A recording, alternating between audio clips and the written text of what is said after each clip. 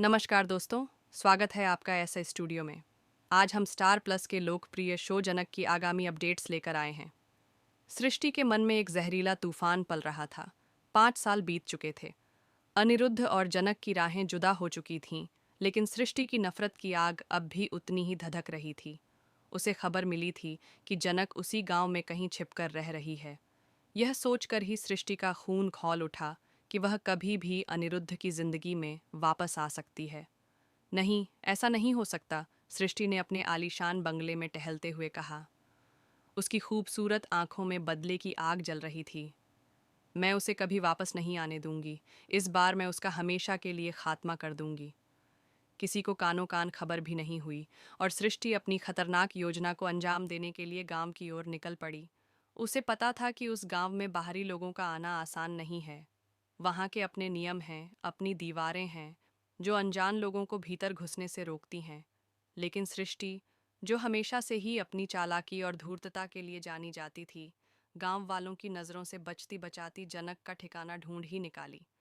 एक दोपहर जब जनक किसी ज़रूरी काम से घर से बाहर निकली, सृष्टि ने मौके का फ़ायदा उठाया। वह झाड़ियों के पीछे छिपी हुई थी। उसकी नज़रें जनक पर गड़ी हुई थीं, जैसे कोई शिकारी अपने शिकार पर घात लगाए बैठा हो। जैसे ही जनक थोड़ी सुनसान जगह पर पहुंची, सृष्टि बिजली की तेजी से उस पर झपटी। तुम! जनक की चीख हवा में घुल गई। अचानक अपने सामने सृष्टि को देखकर वह बुरी तरह चौंक गई थी। उसकी आंखों में गुस्सा और सदमा एक साथ उमड़ आया। मुझे नहीं लगा था कि तुम इतनी नीच हरकत पर उतर आओगी। तुम मेरा पीछा करते हुए यहाँ तक चली आई?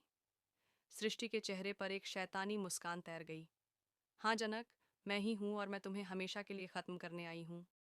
उसने अपने हाथ में छुपा हुआ धारदार हथियार लहराया। जनक के चेहरे पर डर की लकीरें उभर आईं, लेकिन अगले ही पल उसने खुद को संभाला।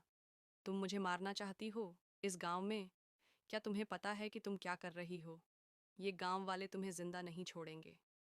यह सुनकर सृष्टि के चेहरे पर थोड़ी घबराहट जरूर आई, लेकिन उसकी नफरत का जुनून उस डर पर भारी पड़ा। मैं तुम्हें मौका नहीं दूंगी कि तुम किसी को बुला सको। सृष्टि हमला करने ही वाली थी कि जनक ने अपनी पूरी ताकत से चीखना शुरू कर दिया। बचाओ! कोई है! बचाओ! उसकी चीखें गांव की शांत हवा में गूंज उठीं। आसपास के घरों से लोग दौड़े चले आए। सृष्टि को जब एहसास हुआ कि वह पकड़ी जा सकती है, तो उसके पैरों तले से जमीन खिसक गई। वह बुरी तरह डर गई और वहां से भाग निकली। वह इतनी डरी हुई थी कि वापस लौटने की हिम्मत भी नहीं जुटा पा रही थी।